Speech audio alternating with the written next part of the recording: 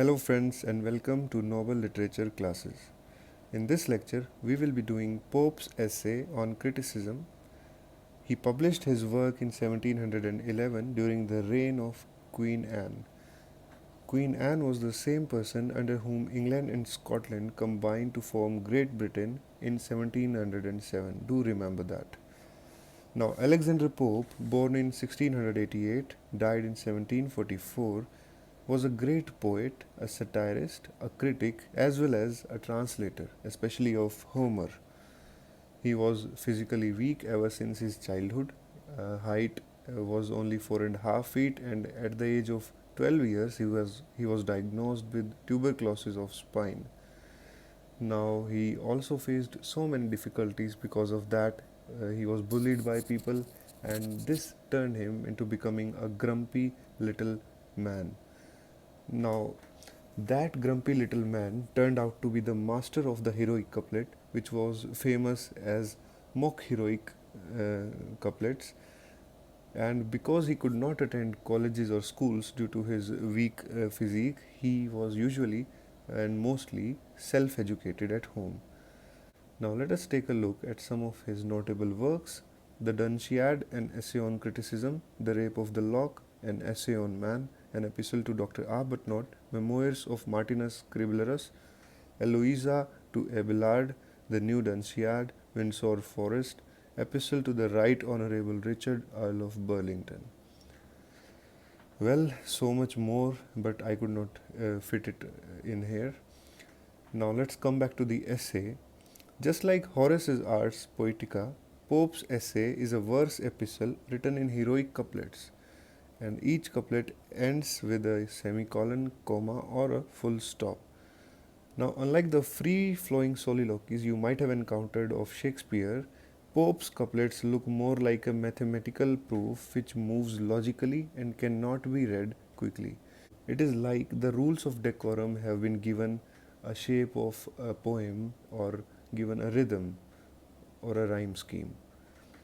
Now, let us see what he wrote. Well, just like Horace, Pope spends much of his time defining the proper role of the critic. He says that the true taste in a critic is very rare, just like Horace said for the true genius in a poet. Now, the function of the critic, he says, is as important as that of the poet. Indeed, a bad critic is more dangerous to art than a bad poet. Now, Pope says that criticism must never arise from hate or envy.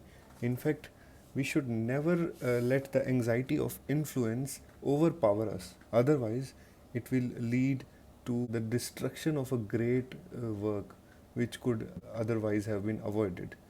Now, he also says that criticism must come from the love of poetry or from the sense of fine judgment only.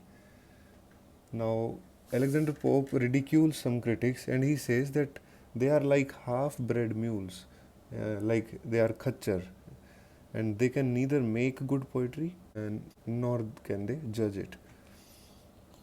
Then Pope says that every critic must learn humility from the ancients, because just like ancients have been again and again tested, their works have again and again been tested and attacked, and only then they got such a high reputation as they have today.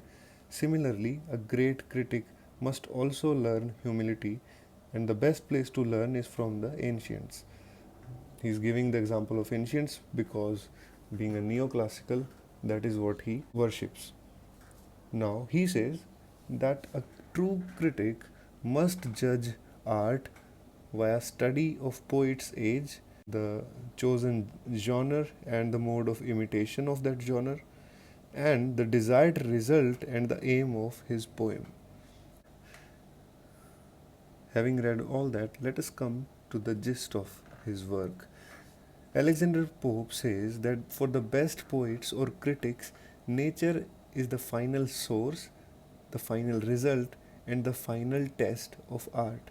He says that nature is the most powerful tool under which you can actually test your art or create it, or you can promote it.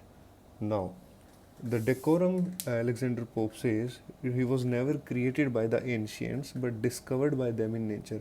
I am saying these lines because he has written these lines as couplet in the same essay. The couplet is as below: those rules of old discovered, not devised, are nature still, but nature methodized. You must remember it. And one more thing I should say, most of his sayings in the modern culture, they have become very famous. Like to err is human, to forgive divine, and all his couplets have today become great sayings. In fact, he is the second most quoted writer after Shakespeare. Now, Alexander Pope agrees that sometimes some poets may wander away from the decorum or the rules during some moments of Longinian sublimity. You remember Longinian sublimity, when we feel something is so great that it takes us away and it transports us from that place or that time, and we suddenly lose ourselves and become something else. Now he says that this thing is natural, but it should not be taken as a habit, it should only remain an exception. The moral of the essay on criticism would be that nature is the eternal touchstone of art, because nature itself is eternal. With that, my friends, we end the great series on neoclassical criticism. Now we'll be taking lectures from Edmund Burke's Sublime and the Beautiful. We'll be seeing another some of the German scholars like Kant and Hegel. We'll be going on to the Romantics like Wordsworth, Coleridge, Shelley, and up till modernism and postmodernism. So if you are liking these videos, do give a thumbs up to me, and if you have any doubt, any question or any mistake you want to point out, do leave a comment below. Thank you very much for watching my videos. Have a good day.